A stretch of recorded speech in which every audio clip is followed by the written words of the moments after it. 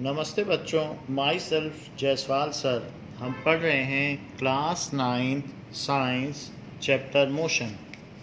Last class में हमने acceleration समझा था। The acceleration is rate of change of velocity. Her second में उसकी वेलोसिटी कितनी बढ़ जाती है, दैट इज़ कॉल्ड एक्सीलरेशन। जैसे कि ऐसे समझा जाए कि अगर एक ऑब्जेक्ट 1 सेकेंड में इफ़ इट ट्रेवल्स 2 मीटर चलता है, इस साइड ये चल रहा है, एंड आफ्टर 1 सेकेंड ये यहाँ आ जाएगा 2 मीटर चलकर। सो इसकी स्पीड कही जाएगी 2 metre per second, because initially it was moving with this. If force is applied, अगर इस पर आप फोर्स लगा दो, धक्का दे दो, पुश दे दो, या कोई रेस दे दो, जैसे इंजन है वो रेस दे सकती है किसी ऑटोमोबाइल को, तो ऐसा करके हम इस पर फोर्स लगा के इसकी स्पीड बढ़ा सकते हैं। अब अगर 1 सेकेंड बाद इसकी स्पीड हम 4 मीटर पर सेकेंड कर दें, तो अब ये हर सेकेंड में अब ये 4 मीटर चलेगा, क्योंकि जो स्पीड होती है पर सेकंड उतना ही चला जाता है। So in 1 second it will move 4 metre. And if we further increase, अगर इसी तरीके से हम रेस देते रहें या फोर्स लगाते रहें, then again we will be able to increase its speed and let its speed become 6 metre per second after changing. तो फिर ये पर सेकेंड में अब 6 मीटर चलेगा। So in 1 second it will cover 6 metre distance. तो पहले 2 मीटर पर सेकेंड की स्पीड से चल रहा था, 2 मीटर पर सेकेंड, फिर जब स्पीड इंक्रीज हो गई तो 4 मीटर पर सेकेंड से चलने लगा, अब और बढ़ गई तो 6 मीटर पर सेकेंड से चलने लगा। तो अब यहाँ पर फिर से इसकी अगर स्पीड बढ़ जाएगी तो ये 8 मीटर पर सेकेंड मान लीजिए हो गई 1 सेकेंड बाद, तो अब ये 8 मीटर की डिस्टेंस कवर कर लेगा। नाउ दिस इज़ 8 मीटर, क्योंकि 1 सेकेंड में अब उसे 8 मीटर चलना होगा, ये उसकी स्पीड है।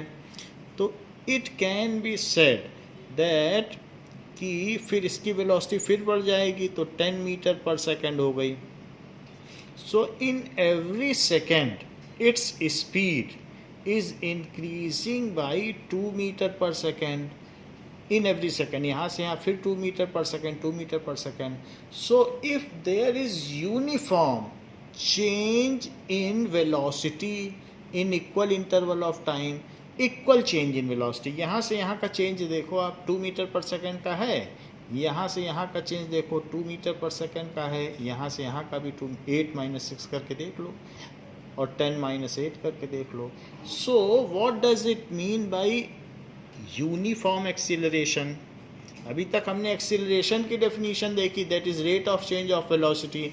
अगर सिंपली देखा जाए तो 10 - 2 और बाई 1 2 3 4, 4 सेकेंड में ऐसा हुआ है, 1 सेकेंड, 2 सेकेंड, 3 सेकेंड, 4 सेकेंड। तो अगर हम इसमें देखें तो एक्सीलरेशन क्या हो जाएगा, v - u/t। So final velocity is 10, initial velocity is 2 and total 4 second लिए गए हैं। So this is 8/4, so it is 2 metre per second square. ये तो सिर्फ एक्सीलरेशन की बात हुई कि final velocity minus initial velocity और divided by time. Now we will see uniform acceleration. Uniform acceleration. Now,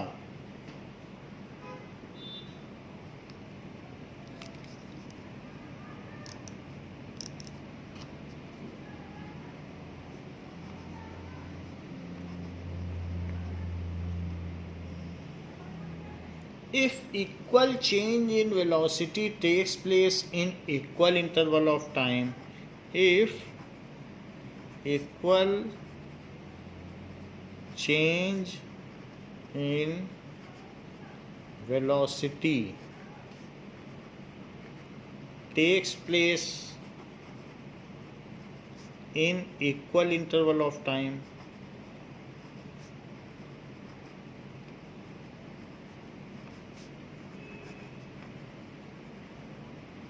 then such acceleration is called uniform acceleration. Such acceleration is called uniform acceleration. So in above case we are saying that in every second the velocity is changing by 2 meter per second, so it is a case of uniform acceleration. Her second में 2 metre per second बढ़ रही है. So in above figure, change in velocity per second कितनी है? Change in velocity in each second is 2 meter per second, so it is a case of uniform acceleration. It is a case of uniform acceleration. जैसे हम लोग जो day to day life में uniform acceleration का case अगर देखना चाहें, तो कोई भी चीज़ आप किसी हाइट से ऐसे गिरा दीजिए तो सिंपली ड्रॉप कर दीजिए. सो 1 सेकेंड में अगर 1 सेकेंड हो जाएगा तो इसकी शुरुआती स्पीड 0 है एंड 1 सेकेंड के बाद इसकी जो स्पीड होगी वो 9.8 मीटर पर सेकेंड होगी, क्योंकि ग्रेविटी हर सेकेंड में इतनी स्पीड बढ़ा देती है. 1 सेकेंड बाद इतनी हो जाएगी. अगर 1 सेकेंड और हो जाएगा तो 1 सेकेंड में ये ज़्यादा भी चल लेगा क्योंकि अब स्पीड बढ़ गई है. तो 1 सेकेंड और होने दीजिए, फिर से 9.8 बढ़ जाएगी. तो 9.8 मीटर पर सेकेंड और बढ़ गई. तो इट इज इसी में ऐड करो 9.8 में 9.8 तो कितना हो जाएगा? That is 19.6. तो बढ़ गई इसकी स्पीड. और 1 सेकेंड और होने दें तो इस ऑब्जेक्ट की स्पीड अब और बढ़ जाएगी, फिर से 9.8 और बढ़ जाएगी. सो नाउ फिर से इसमें 9.8 ऐड कर दीजिए तो it is 27.4 metre per second. तो ये चीज़ हो जाएगी. It is 29.4. तो इस तरीके से हम देख सकते हैं कि ग्रेविटी लगाती है.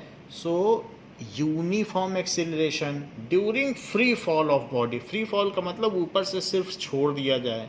सो the object is under uniform acceleration during free fall.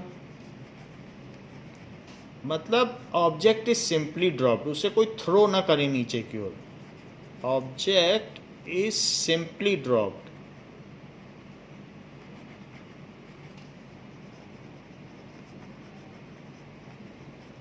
Free fall of body, it is under uniform acceleration. Uniform acceleration जो कि ग्रेविटेशनल एक्सीलरेशन कहलाता है. सो ए की वैल्यू होगी 9.8 मीटर पर सेकेंड स्क्वायर. ये है, हर सेकेंड में इतनी स्पीड और बढ़ जाएगी. तो अगर आप बहुत ऊपर से गिर रहे हैं तो स्पीड बढ़ती बढ़ती इतनी बढ़ जाएगी कि फिर मरना तय है. अगर कुर्सी से कूद रहे हैं तो तब इतनी स्पीड नहीं बढ़ेगी. तो जैसे जैसे टाइम बीतता जाता है स्पीड बढ़ती चली जाती है. अब अगर if an object is throne upward तो उसकी स्पीड हर सेकेंड 9.8 मीटर पर सेकेंड कम होती चली जाती है. नीचे चलने पर, नीचे गिरने पर बढ़ती है, और अगर कोई चीज़ ऊपर फेंकी जाए तो उसकी स्पीड हर सेकेंड इतनी माइनस होती जाएगी और इवेंचुअली वो एक हाइट पे जाके 0 हो जाएगी. वो वहाँ रुक जाएगा और फिर वो फिर से लौटने लगेगा. तो इस तरीके से gravitational acceleration is a uniform acceleration. So gravitational acceleration is a case of uniform acceleration, जो ग्रेविटी की वजह से है। ग्रेविटी का मतलब मास से मास का अट्रैक्शन, ग्रेविटेशनल एक्सीलरेशन। इसी अट्रैक्शन की वजह से मून अर्थ के चारों ओर घूमता है और अर्थ सन के चारों ओर, क्योंकि मास मास को अट्रैक्ट करता है। Is a case of uniform acceleration. अगर हम देखें तो इसे जी भी कहते हैं इन जनरल, है तो वैसे एक्सीलरेशन, लेकिन ग्रेविटी की वजह से तो जी भी बोल देते हैं। 9.8 मीटर पर सेकेंड, ये चीज़ हो गई, पर सेकेंड स्क्वायर। एक्सीलरेशन है तो इसकी यूनिट स्क्वायर हो गई। सो this is the case, her second में इतनी बढ़ती चली जाती है। What does it mean by non uniform acceleration? So non uniform acceleration क्या हुआ? If unequal change in velocity takes place in equal interval of time, then such acceleration is called non-uniform acceleration. So, non-uniform acceleration, इसमें direction भी बदल सकती है, क्योंकि direction बदल गई तो वेलोसिटी भी बदल जाती है। So if unequal change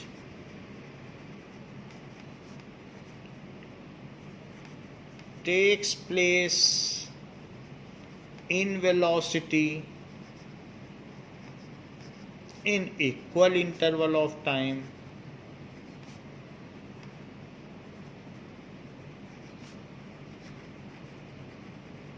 then such acceleration is called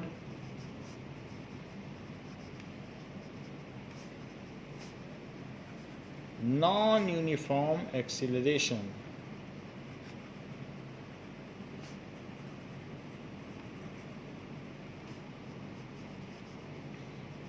ऐसे एक्सीलरेशन को नॉन यूनिफॉर्म एक्सीलरेशन कहेंगे। जैसे कि कोई ऑब्जेक्ट अगर 2 मीटर पर सेकंड के पहले इसकी 0 मीटर पर सेकंड स्पीड थी, फिर 1 सेकंड के बाद 2 मीटर पर सेकंड हो गई, 2 मीटर पर सेकंड बढ़ गई 1 सेकंड में, लेकिन अगले 1 सेकंड में सिर्फ 1 ही मीटर पर सेकंड बढ़ी, तो अब 3 मीटर पर सेकंड। तो यहाँ चेंज कितने का हुआ है? 2 का। और यहाँ चेंज कितने का हुआ है? 3 - 2 करो तो 1 का हुआ है। तो क्या इक्वल चेंज हो रहा है वेलोसिटी में इक्वल इंटरवल ऑफ टाइम में? नहीं, क्योंकि यहाँ चेंज हुआ है 2 का और यहाँ चेंज हुआ है 1 का। फिर थोड़ी देर बाद देखा 1 सेकंड बाद, तो इस बार बढ़ी ही नहीं और 3 मीटर पर सेकंड ही रही, तो यहाँ 0 का चेंज हुआ। फिर अचानक उसने बढ़ा दी अपनी स्पीड, सीधे 6 मीटर पर सेकंड कर दी, तो फिर यहाँ 3 का चेंज हो गया। तो if unequal change in velocity takes place in equal interval of time, then such is the case of non-uniform acceleration. If object is under acceleration, अगर स्पीड बढ़ती चली जा रही है या कम होती चली जा रही है, then this is a case of non-uniform motion. क्योंकि यूनिफॉर्म मोशन वो होती है जिसमें स्पीड बदले ना, एक ही स्पीड से अगर आप स्कूटी में एक ही स्पीड से चलते चले जाएं और एक ही लाइन पे चलते चले जाएं, तभी वो यूनिफॉर्म मोशन है। अगर आपने रेस दे दी या ब्रेक लगा दिया तो यूनिफॉर्म मोशन नहीं है। So if object is under acceleration, speed आप घटा बढ़ा रहे हैं, then this is not a uniform motion. If object is under acceleration, then it is a case of non-uniform motion, because in uniform motion में acceleration 0 होता है, और अगर आपका मोशन यूनिफॉर्म नहीं है तभी एक्सीलरेशन है, तभी तो स्पीड बढ़ रही है, कम हो रही है। तो जो ये हमारा केस यहाँ पर बताया गया है जिसमें इक्वल चेंज हो रहा है, यहाँ देखो 2 से 4, 4 से 6, 6 से 8 इक्वल चेंज हो रहा है। सो this is a case of uniform acceleration under non uniform motion. Motion तो नॉन यूनिफॉर्म है, ये पक्का है। क्यों? क्योंकि स्पीड बढ़ गई तो अब यूनिफॉर्म कहाँ रहा। लेकिन क्या चीज़ यूनिफॉर्म है? Uniform acceleration. So non uniform motion with uniform acceleration, यहाँ आप लिख सकते हैं। तो नॉन यूनिफॉर्म मोशन, क्यों नॉन यूनिफॉर्म मोशन है? क्योंकि स्पीड बदल रही है। लेकिन फिर यूनिफॉर्म क्या है? एक्सेलरेशन यूनिफॉर्म है कि यूनिफॉर्मली बढ़ रही है speed with uniform acceleration.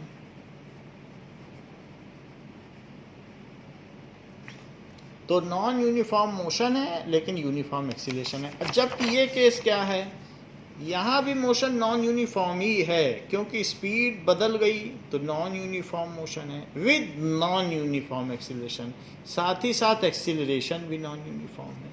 So non uniform motion with non uniform acceleration, ये चीज है। Now we have seen both the cases, both are vector quantity.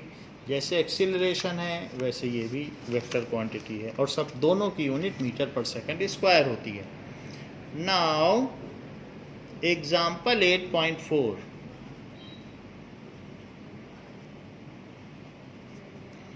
starting from a stationary position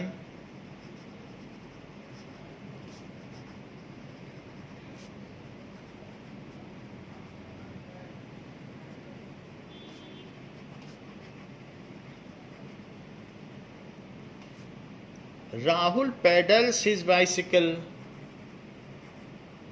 Rahul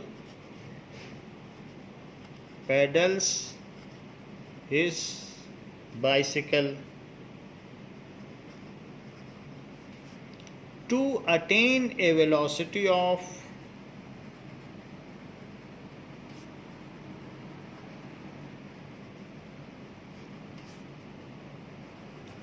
6 meter per second in 30 seconds. Then he applies brake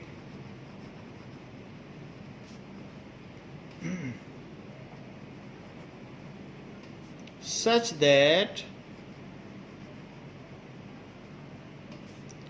the velocity of bicycle comes down. पहले वो start कर रहा है stationery position से और race दे रहा है, इसकी बाइसिकल को तेज भगा रहा है और 6 मीटर पर सेकंड तक ले गया। ऐसा उसने 30 सेकंड में किया। अब वो ब्रेक लगा रहा है such that the velocity comes down to 4 metre per second in next 5 seconds. In next 5 seconds, calculate the acceleration of bicycle in both the case. Calculate the acceleration of bicycle in both the cases. सो सबसे पहले हम देखेंगे case 1, जबकि वो अपनी bicycle को race दे रहा है, बढ़ा रहा है, पैडल तेजी से मार रहा है। सो केस 1 में जो साइकिल चल रही है, सो दैट इज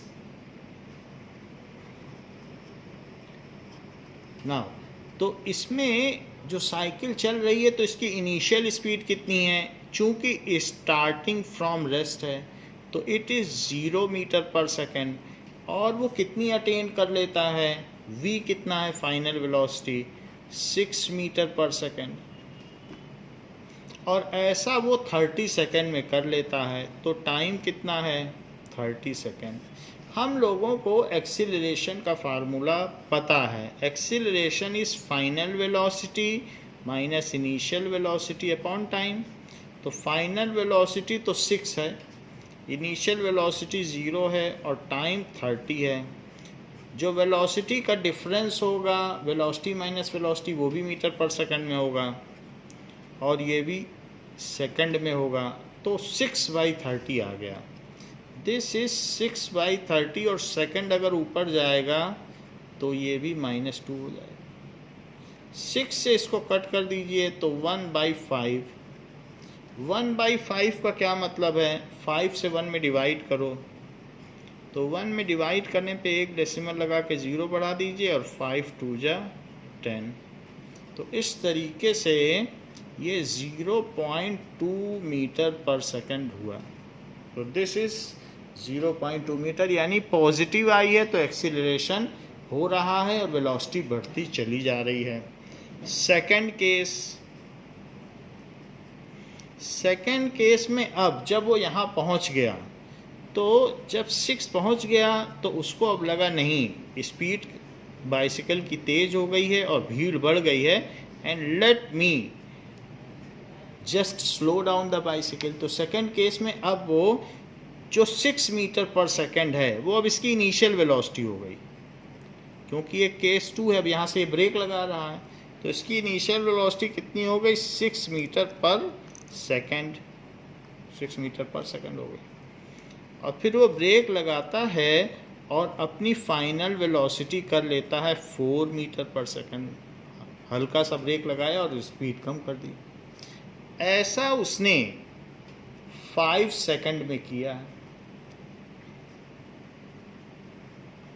तो फिर से हम वही फार्मूला लगा दें जो हमारा मास्टर फार्मूला एक्सीलरेशन का। इससे कई सवाल हो रहे हैं इस चैप्टर में इसी एक्सीलरेशन से। So a is equals to v minus u by t, final velocity minus initial velocity upon time. तो फाइनल वेलोसिटी कितनी है? 4। इनिशियल कितनी थी? 6। हमेशा फाइनल माइनस इनिशियल करना, और अपॉन 5। ये चीज़ मीटर पर सेकंड में थी और ये चीज़ सेकंड में थी। So it is 4 - 6। सो आप कम माइनस ज़्यादा कर रहे हैं तो निगेटिव में आंसर आएगा। -2 जो बड़ा होता है उसी का साइन आता है हमेशा। सो -2/5 मीटर पर सेकंड स्क्वायर। सो 5 से 2 में डिवाइड कर दें तो 5 4 जा 20। सो इस तरीके से -0.4 मीटर पर सेकंड स्क्वायर। तो इस तरीके से सेकंड केस में डेसिलरेशन हुआ है, यानी मंदन, उसकी स्पीड कम होती गई है। He has applied brake, that's why it is negative. और पहले केस में ये। So in case 1 the acceleration is 0.2 metre per second square, and in case 2 the acceleration is, आप एक्सीलरेशन ही लिखते रहें, डेसिलरेशन की ज़रूरत नहीं है। डेसिलरेशन लिखेंगे तो माइनस हटा दीजिएगा। सो in case 1 concluding statement, acceleration is 0.2 meter per second, and in case 2 acceleration is -0.4 meter per second। तो ये चीज़ हो गई। Now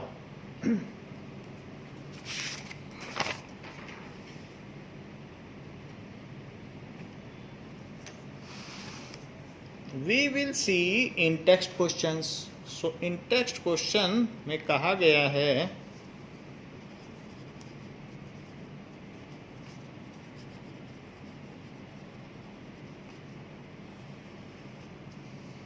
page 103, page 103 in text questions.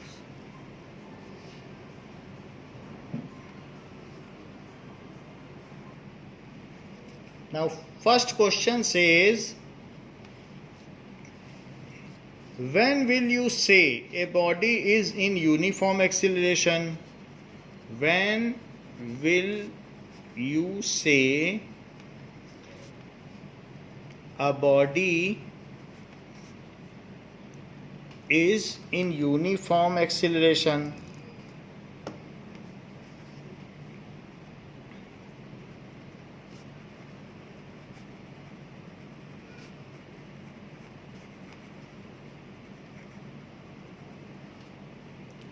In non-uniform acceleration, in non-uniform acceleration ऐसा पूछा गया है।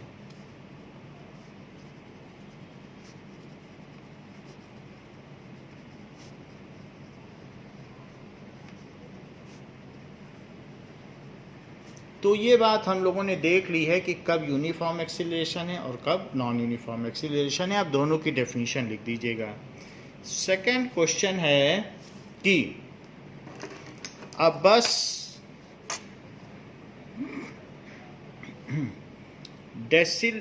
decreases its speed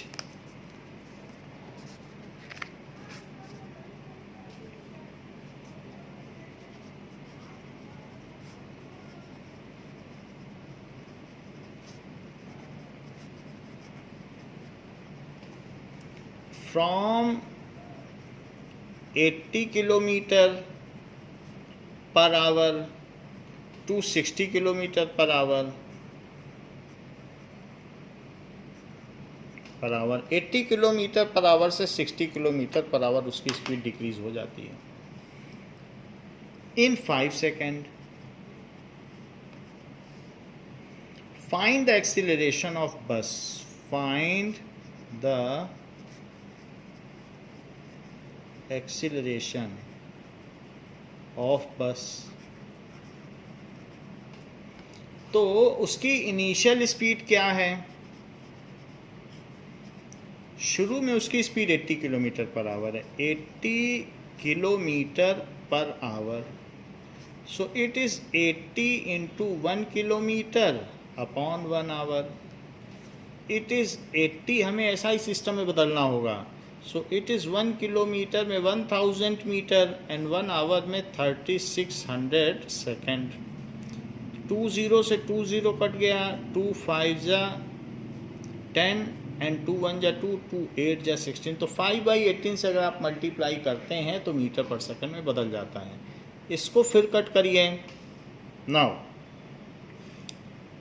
it will cancel 2 से होगा तो 40 और 9, तो 45 जा 200 और upon 9 metre per second.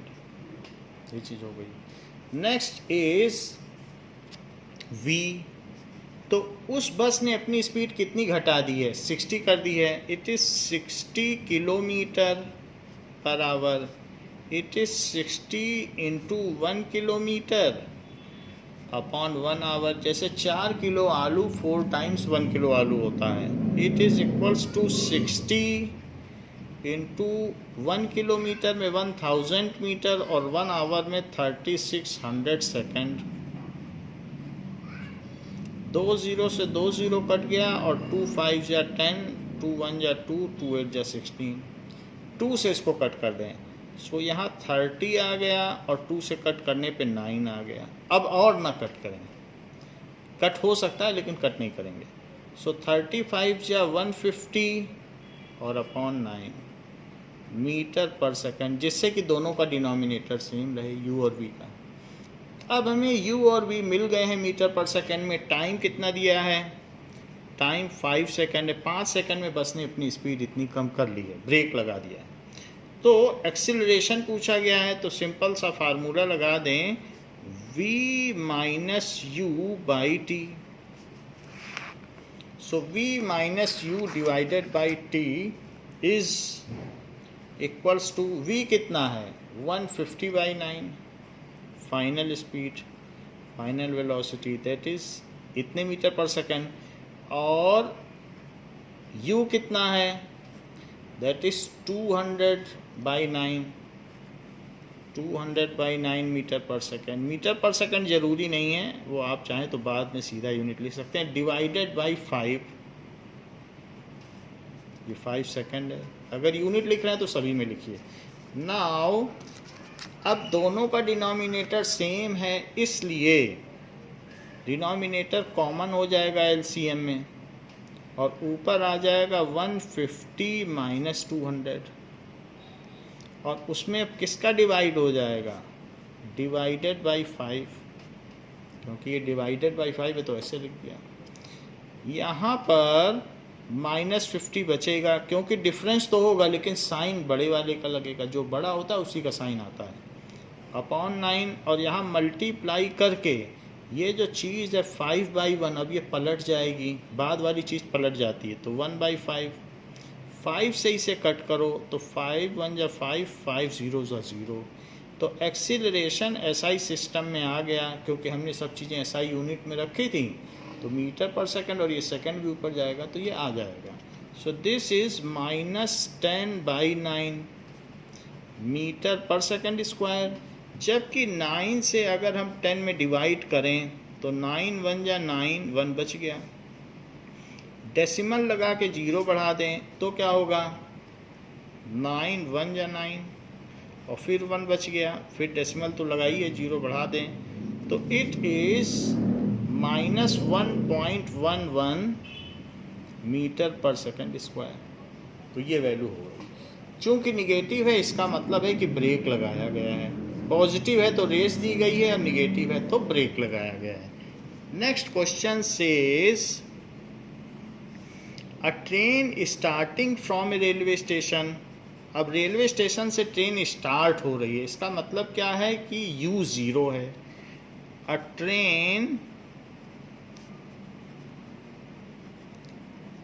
Starting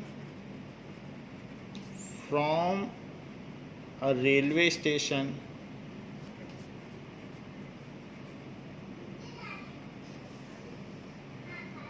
and moving with uniform acceleration and moving with uniform acceleration, और साथ में उसकी स्पीड बढ़ती चली जा रही है, एक्सीलरेट तो करेगी, 0 पे तो नहीं रहेगी, स्टार्ट हुई है तब 0 पे थी, धीरे धीरे रेस देगी train. Moving with uniform acceleration attains A speed, attains a speed of 40 kilometer per hour in 10 minutes. Find its acceleration. Find its acceleration. फिर से ए पूछा गया है, तो सब चीज़ों को आप एसआई सिस्टम में बदल दें। नाउ यू कितना है, it is starting from rest, तो 0 kilometre per our, 0 kilometre our को 0 मीटर पर सेकंड भी कह सकते हैं। वी कितना है, 40 किलोमीटर पर आवर, तो 40 किलोमीटर पर आवर, तो it is 40 into 1 kilometre upon 1 hour, it is 40 into 5/18 metre per second, तो 5/18 ही आएगा, तो आप सिंपली भी कर सकते हो, ये सही माना जाता है। सो 2 से इसे कट कर दें तो ये 20 आ गया और ये 9 आ गया। सो इट इज़ 200, 2 5 जा 10, तो 2 5 जा 10 हुआ, तो ये आएगा 100। 100 divided by 9 metre per second. अच्छा, टाइम कितना है, टाइम 10 मिनट का है, तो 10 मिनट का क्या मतलब हुआ, दैट इज 10 इंटू 1 मिनट, तो इंटू 1 मिनट, और 1 मिनट में कितने सेकंड होते हैं, 60 second, so this is 600 second. अब हम एक्सीलरेशन का फार्मूला लगा देते हैं। So what is acceleration, acceleration is equals to v minus u by t. तो v कितना है, यही है फाइनल वेलोसिटी, शुरू की तो 0 थी, सो 100 अपॉन 9 है v, और माइनस u, u कितना है, u तो 0 है, और इस पूरे में आप किससे डिवाइड करेंगे? डिवाइड करेंगे टाइम से, जो कि 600 है। नाउ 100/9 - 0 ये कितना हो जाएगा? That is